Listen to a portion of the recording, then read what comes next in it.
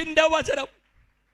നശിച്ചു പോകുന്നവർക്ക് ഭോഷത്വം, രക്ഷിക്കപ്പെടുന്ന നമുക്കോ ദൈവശക്തി. കേൾക്കണം എൻ്റെ പ്രിയപ്പെട്ടവരെ, ഈ ക്രൂശ് ഇസ്രായേൽ മക്കൾക്ക് ഇടർച്ചയായി. അന്ന് യെരൂശലേം പുത്രിമാരെ നോക്കിക്കൊണ്ട് പറഞ്ഞു, യെരൂശലേം പുത്രിമാരെ, നിങ്ങൾ എന്നെ ചൊല്ലിക്കരയണ്ട, നിങ്ങളെയും നിങ്ങളുടെ മക്കളെയും ചൊല്ലിക്കരവീൻ. കാര്യം എന്തെന്നറിയാവോ?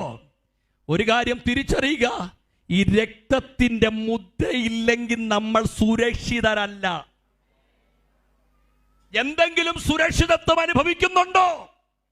അനുഭവിക്കുന്ന പാപക്ഷമ, അനുഭവിക്കുന്ന ശാപമോചനം, അനുഭവിക്കുന്ന രോഗശാന്തി ആ രക്തത്തിന്റെ കരുത്തില. അത് നഷ്ടപ്പെട്ടാൽ എന്നാ സുരക്ഷിതത്വം?